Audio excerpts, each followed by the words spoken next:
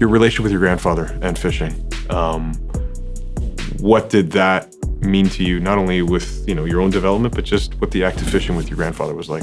He was a truck driver. Anytime he had to go out of state, I would join him. I would be in the big truck and going everywhere across the country.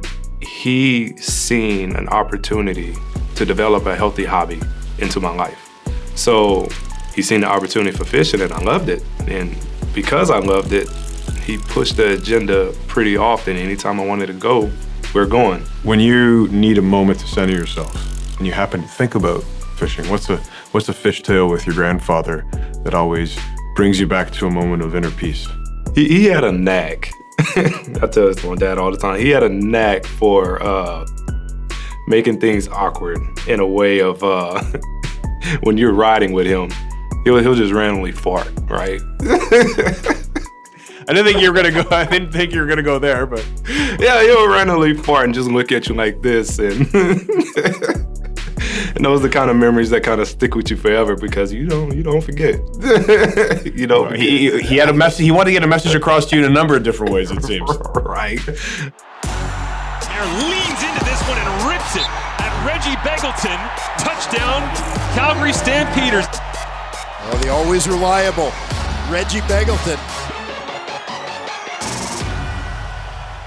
Winning a Grey Cup, the experience that you had down in the NFL. I mean, not saying that all of a sudden grants you the ability or the privilege to be a leader, but is there something that a player has to feel within themselves, apart from their faith and the things that make them who they are, but through the experience of the game, where at some point you say, I know what I've seen and I know what I've experienced, and whether or not anyone else is going to accept it, I trust myself enough in the game to be a leader. Absolutely, and it's also about the people that you meet.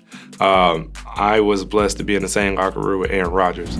Everybody sees Aaron Rodgers on TV with a stern face kind of guy that kind of looks at people a certain way.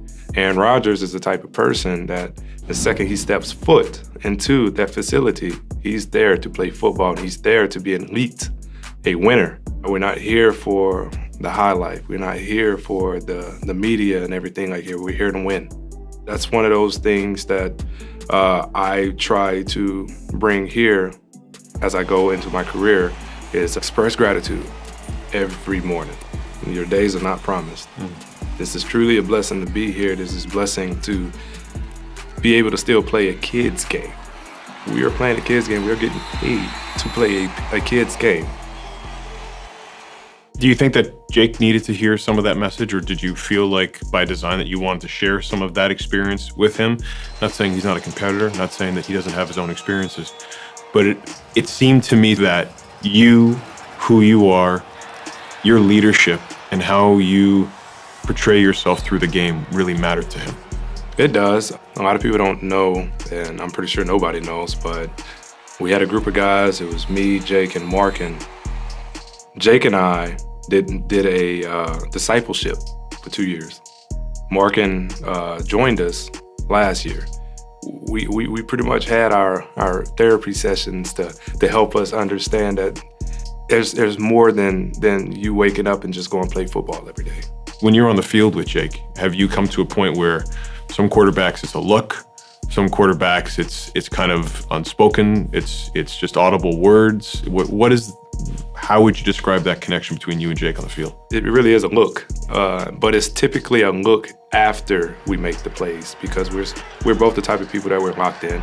Jake really doesn't show any emotion on the field.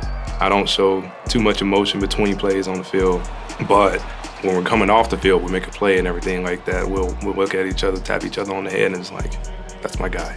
What can he be in this league? There's a lot of pressure that comes with being the quarterback of the Calgary Stampeders because every generation of this team over the last 30 years has had, you think about Doug Flutie, you think about Jeff Garcia, Marcus Crandall, Levi Mitchell. This team has been full of championship-winning quarterbacks.